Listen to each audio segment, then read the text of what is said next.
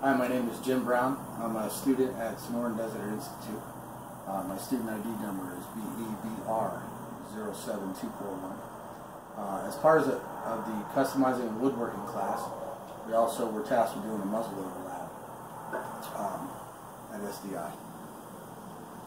Went ahead and got that completely knocked out. I want to talk about some of the extra things that you need to get first if you're going to be doing one of these muzzle loaders. You're going to need, obviously, black powder. Or some sort of black powder substitute. I chose a Pyrodex double FG. For this rifle to work out the best, you're going to need some lubricated patches.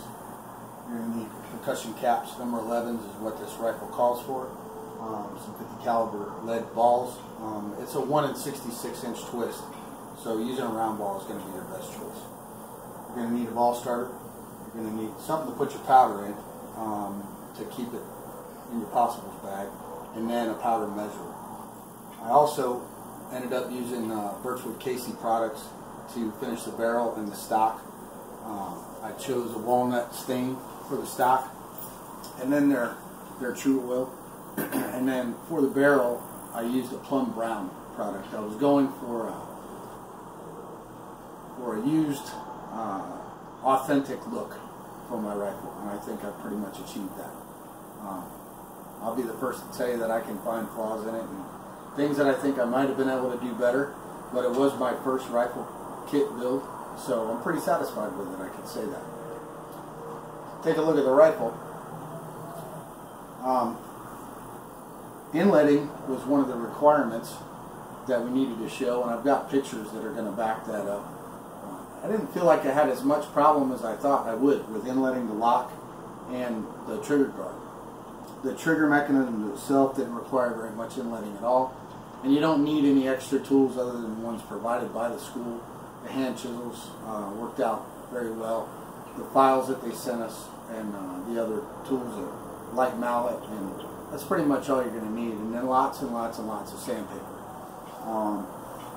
Inletting the buttstock is probably the hardest part of the entire build of the firearm.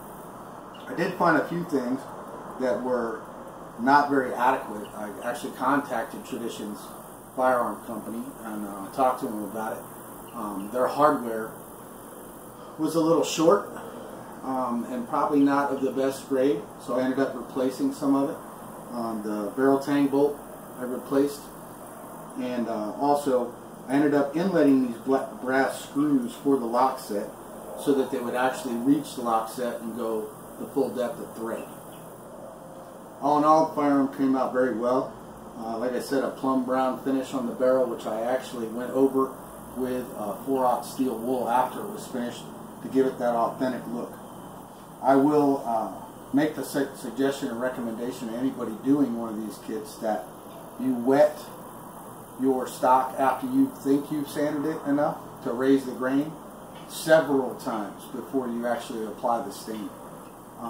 When you apply the stain, if you haven't done that, it's going to raise the grain again.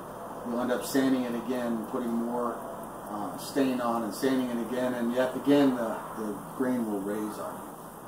But all in all, that's how it worked out. This rifle with the ramrod inserted into an empty barrel, well, actually the ramrod will go beyond the level of the muzzle down inside. You'll have to tip the rifle over to make sure that you can get it back out. The firearm is clear. I wanted to go ahead in this video and do a functions check, and then there will be a subsequent video where I actually fired the muzzle loader. I'll do that one tomorrow morning. So right now the lock is set at half cock. Basically it's a safety. So it holds there just fine. You can go all the way back to full cock using the front trigger. Release it to go all the way down onto the nipple. Back to half cock.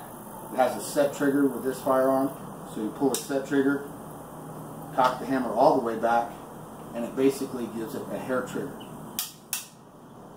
And it works just fine. So that's the functions check in a nutshell. I'm going to go ahead and set number 11 cap on the nipple. Keeping the firearm pointed in a safe direction. go to full cock, we'll set trigger, and fire the cap.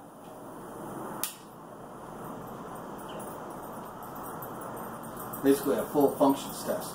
Tomorrow I'll actually load and fire the firearm and show you those steps from start to finish.